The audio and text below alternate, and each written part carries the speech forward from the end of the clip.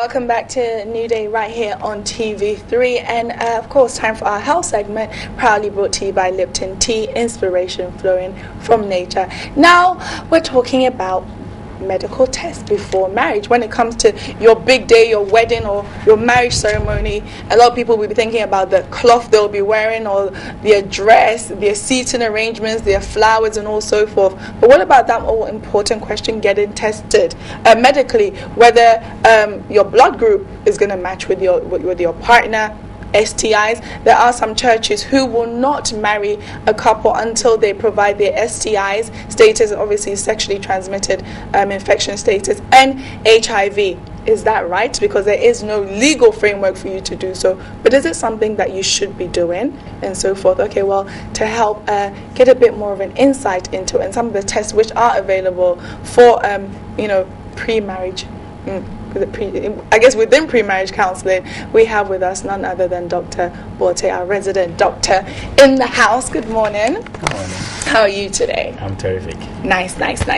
Later on, we're going to be talking about mistresses. And is it all worth it to be a mistress? Well, I guess I'll leave that today. You want to avoid, Dr. Bote wants to avoid that. Okay, let's get into it. Marriage, before people get married, is a wonderful time. I'm sure it's a lot of happiness. Some people are anxiety, and it's usually deemed you're going to become an honorable man or an honorable woman. Most people, would they want to complicate that and maybe a bit scared to know, should I do a STI test or should I get sickle cell test? Is it really necessary to do so before marriage? Yeah, I mean, it has its good sides, it has its bad sides. I mean, the advantages and disadvantages, especially when people have gone out for a long time and it's just about getting ready to get married, and then this issue comes up, and then it reminds me of this song that maybe recently, I don't know the lyrics, but something about a river is baby pull over. I mean, it's like you get in there and all of it still to it's stop. It's like halt. Check this. Bring your papers to. Let's do a few checks. So, and the results of the test can be a make or break issue. Either you go forward or you just break up and then look elsewhere. When the emotions of people have been so attached to themselves, it becomes a problem. The other thing people get worried about is that, okay, supposing we did the test and it so happens that we can't get married, I have an issue, I have a problem, and she doesn't have. Is my results going to be confidential? Maybe with the medical personnel, it's going to be confidential, but what about him or her?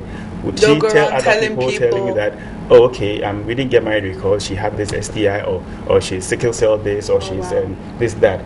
People are worried about that aspect. But then again, the advantages of it is also good in the sense that what we are worried about in this part of the world, especially the forms that come to us from the churches and religious bodies for people to do tests before marriage, they're usually asking for sickle cell, they're asking for blood groups, they are asking for HIV, they're asking for hepatitis B. These are the 4 things that usually come up. Yes, there are other things that we can look out for. I mean, there are so many genetic diseases that we cannot go into, but we're looking at conditions that can affect the offsprings that will actually come out from the relationship, if there's any, and also looking at the health of each of the individuals. Probably one has a contagious disease which wouldn't want to be transferred to the other person. The contagious diseases, for example, I mean, if you get to know that, okay, I have this kind of disease and it can be treated, that shouldn't be a reason not to get married. If it can be treated, you can still treat yourselves and then and go forward. I mean, in any case, people get married and still get sexually transmitted diseases. So what do? They still go for treatment. So for those ones, I think treatment can be gotten. But for those things that do not change, like your genetics that do not change, that one you need to be aware. Okay. So that you are aware that, I mean, this is the chances of our children being sickle cell or not. When we get into those individual ones, I'm sure we'll come to it. Okay, let's focus on sickle cell, for example, because I know with sickle cell, that's always a big issue. I think with the AS, I don't know what makeup, what I need to be and what the person needs to be before we may have somebody with a child with sickle cell, but that's always a concern. If it does come to it that you get tested and you and your partner are gonna probability have a child with sickle cell, can you still get married? Is it still advisable to get married? I think the job of the counselors at this particular point, if supposing you are a carrier AS, that's and the your AS. partner is also a carrier AS. So two ASs. Two AS. There's by the Mendel's law, the father of genetics. There's 25% chance that your children, you can have a child who is sickle cell SS. There's also we have the SC. Some are the AS, we have the AC, we have the SSSC. 25% chance that it can be a sickler, 25% chance that it can be AA, normal. But then there's a 50% chance that it can be AS. Now, the counsel, I'm sure, would tell you the advantages and disadvantages for you to make the decision yourselves. It is important for the to-be couple to first know what sickle cell disease is and what the kind of traumatic environment they're going to have when they have a child with sickle cell. This child is practically sick most of the time. You spend most of your time in hospital and you are never happy. Now, again, we are talking about chances, that it can be 25% chance that a child can be sickle cell. But you see, it's like picking a ball from a bag, 4 balls. I pick one and it's sickle cell. I drop it back in. I could pick the same ball 4 times, even though it's 25% chance. So the fact that we're saying 25% chance doesn't mean that it's small. It's small. Okay. It could happen that in the formation of the baby, anytime the egg and the sperm meet, is the SS that forms or SC that forms. So they have to know what sickle cell crisis is. Your child is always in pain, or the slightest, even in cold temperatures or warm temperatures, the child is not comfortable, always rushing in and out to the hospital. And it's quite a scene when you come to the hospital and see mothers by their babies and their children. You don't see happiness on their face, and this happens every month, every 2 months, every night. You have to go to the hospital. Economic loss, you can't go to work, so you have to look at all these things and also think about having a child that is suffering because of probably a decision you took, that I just want to go ahead irrespective of chances. And so they need to take a second look at that. And we have in this part of the world we have SC. I've seen somebody with SD before. There's sickle cell LSD. What is that? As we have SS. Saudis and those areas, they have the beta thalassemia, so they have thalassemias more as one of the hemoglobinopathies. And that's within the sickle cell family. In the sickle cell family. So it's important that we look out for these things so that we are well advised. Now, when it comes to blood group, recently somebody was just asking me, can somebody who is A plus or A positive marry somebody who is B negative, and that kind of questions. I must say it here and now that blood group does not in any way prevent anybody from getting married. I mean, O can marry A, O can marry O can marry B, O can marry whatever. What is of importance is the positive and the negative. Okay. So you have your blood group being A, and you say you are A positive. Let's say you have a woman who is A negative.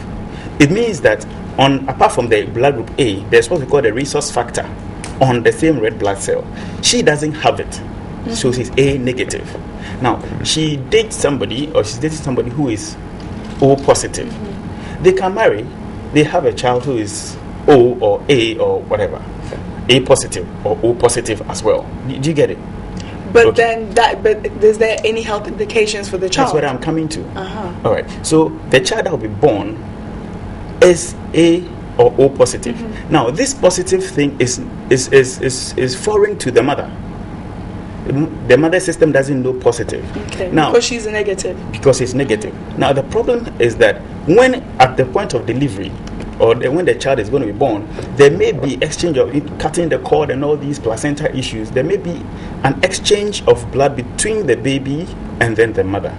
Now, when the baby's blood, which is now O positive or A positive, enters the mother, then the mother's system will see the positive as a foreign thing.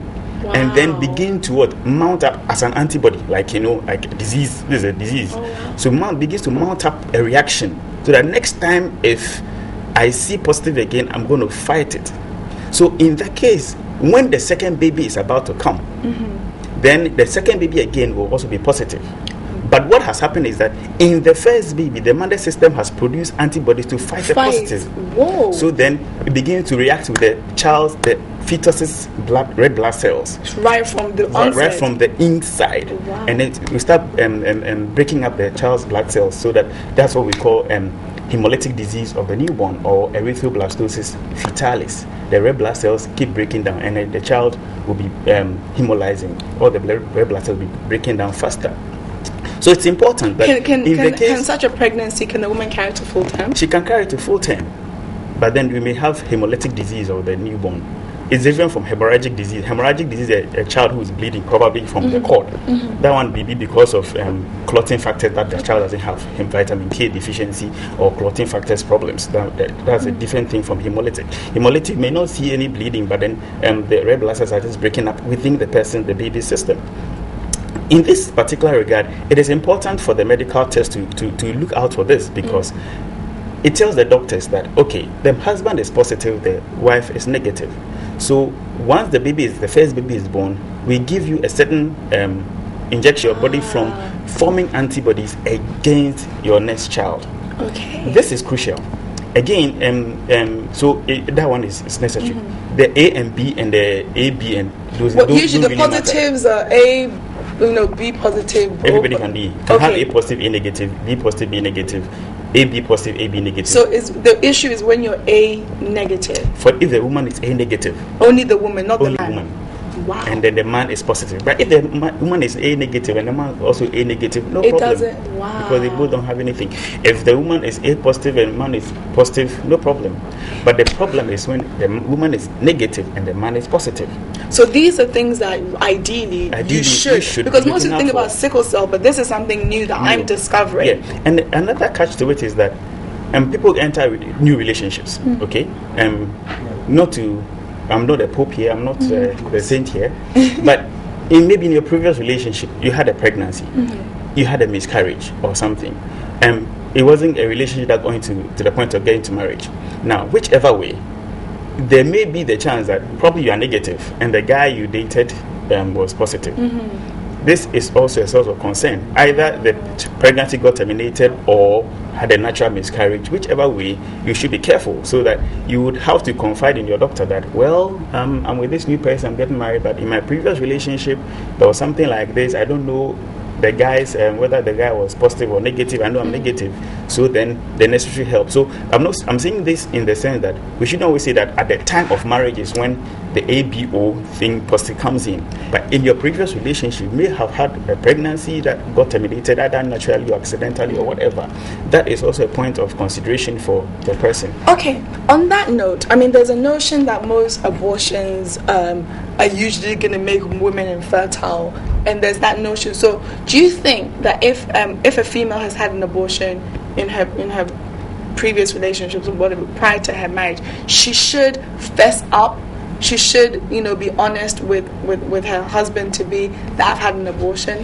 Is that something that, is a health issue that you need to disclose or before marriage? I think that one, the marriage counselors can deal with that, whether you want to tell your to-be spouse. But is it an essential health,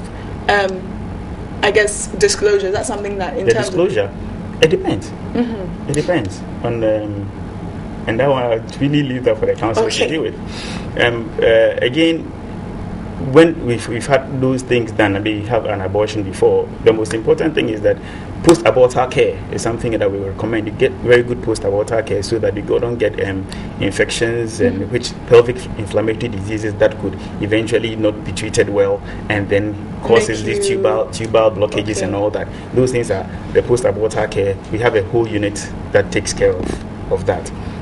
Now, so you're speaking about the ABO system, it's positive and negative. Now, again, we're looking at situations coming up these days about HIV. Yes, and HIV STIs test, as well. and then the sexually transmitted disease or the venereal diseases.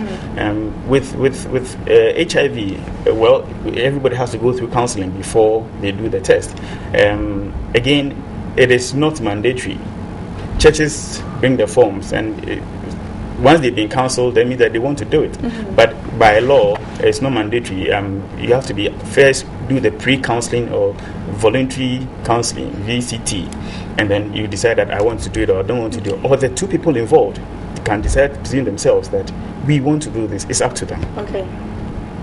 That is, if they having had sexual relationships already in the relationship, they can decide to do that. But churches are now making it point that you have to do this before coming. Again, if you get to know the results, it then informs you about so your you know next exactly what you are getting into. Right. So you get to know what you are getting into. Then the interesting case about hepatitis B is what is of most concern to me now. A lot of people are hepatitis B positive. I mean, it's more preponderant than HIV.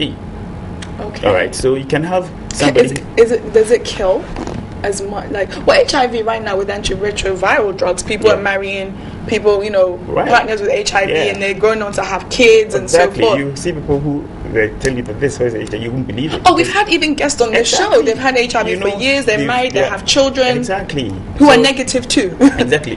Right. That's right. So the same with hepatitis B. There's so much of a scare about hepatitis B, and I think I want to settle that thing today. The fact that you are hepatitis B positive means that you've been exposed to hepatitis B some time ago.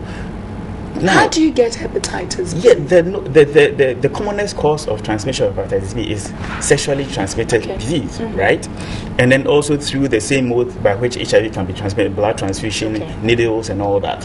It's also a way of getting transmitted. But I tell you what, there are couples who come to the hospital. The man is hepatitis B positive. He lives with his wife. They do everything, and I mean everything, and yet the woman is hepatitis B negative. Now, you have situations where the woman is hepatitis B positive, they live together, do everything, the man is hepatitis B negative. Now, so what is it about the hepatitis B test that has to be done before premarital counseling or before marriage? It's important to note that when you test hepatitis B positive, that's not the end of the road. We're talking about it being a killer disease. It's faster than HIV and all that. Yes, it's true. Those who die from it die from acute fulminant hepatitis. Within a short time, they have symptoms, yellowing of eyes, fever and all that. If its intervention is not quickly done, then they may lose their lives. But because it's a viral thing, your immune system actually works and fights it. Some people just get over it, so they become chronic carriers. So they are carrying the hepatitis B virus in them, but they can't pass it on. There are some that cannot pass it on because your body develops. So anybody who has hepatitis B, any people going through counseling and you are told to do hepatitis B test, yes, do it. But when you do it and you're positive, it's not it's not the end of the road. Ask the doctor that you need to do the hepatitis B profile. The profiling of the hepatitis B will then tell whether you have actively replicating viruses, or which means you can pass it on to your partner, or you are infective. Wow. So we have the hepatitis B surface antigen, which is a normal test that we have the envelope antigen, but then your body has the envelope antibody. That means that the envelope antigen is actually talking about the infectivity and the replication. So if your envelope antigens are positive, that means that you are having replicating viruses and you are highly infective. So these things are things that should be looked at, and not just merely on the surface of somebody being hepatitis B positive and say, no. They need really to be educated well on the prognosis of hepatitis B. That if on the basis of it, if you go in as a couple or even not as an individual and you find out you have hepatitis B, it's not like, ooh. No. I mean, several people have come to the hospital and I'm hepatitis, and they are all over the place. And it's the end of the world, basically. Yeah. So I just read some statistics to them. I mean, if 100 people should get hepatitis B exposure, about 90 to 99% of them, their body will clear the virus. Only 1% will go on to getting the acute infection. So we may all have been, people that may be exposed, they are positive. But that is there medication they need to take, or would go on its own? It depends on what your profile says. If your profile says that you're having active infection, then we'll probably look at treating you, giving you treatment for hepatitis B. But for other people, it's your liver, making sure that your liver is in good shape. You'll do a liver function test. Sometimes I put on liver supplements and all. But if you are having acute disease, then we look at putting on some antivirals. We have a whole unit that will be taking care of the chronic care for hepatitis. The medications for hepatitis actually very expensive to treat, and even chances of you getting a cure are 50-50. Oh, wow. And the highest form of treatment is something called the interference, which are not very common and is extremely expensive. It's virtually like it's not there because not many people can afford it. Okay. Understand? So we've looked at the sickle cell issue, we've looked at the ABO system, the blood group system, and I'm saying that what is most important is the positive or the negative. If the woman is negative and the man is positive, then they would have to talk to their doctor that, okay, once we have our first baby, the second baby will need to help the woman. Okay. And we've also spoken about HIV and then hepatitis B, that yes, you can have positive, but you can still get married depending on your status. Okay, Dr. Wase, I think I was telling you this before we came on air. So a very unique case of a lady who, with her partner, he gave her herpes. But yet when he was tested, it turned out he was negative. The only reason why they realized it was him because she was a virgin prior to being with him, but yet he tested negative. So in situations like that, we know those things are possible, and that's like an STI infection. What is the way forward when the man may not even know that he's a carrier? There are sexually transmitted infections that one may never know they are carrier. I'll come to herpes, but if we take something like gonorrhea, okay, men would usually, after having an encounter with a woman with gonorrhea, a woman may not show symptoms. They may not show symptoms, at all. 3 days to a week's time, the man will be having burning sensation when he's urinating. He may have a creamish to whitish discharge from his male organ. This clearly will tell him that there's a problem. Now, a woman may not show the signs. The danger is that a woman may have gonorrhea and may go on to have children, and some of the complications of having a gonorrhea and having a child as well is what we call the ophthalmia neonatorium. A child will be born and has this eye infection, ophthalmia neonatorium. In the same way, there's other sexually transmitted infections like syphilis. Syphilis can also be in a woman, can be in a man. That one you see signs on your male organ around there. But for the woman who is going to have, who has syphilis and is not treated well, children can be born with congenital syphilis. We have chlamydia. Chlamydia, which is also one of the commonest cause of infertility in women in terms of the STIs. It can lead to PID, right? Pelvic inflammatory disease. Can lead to pelvic inflammatory disease.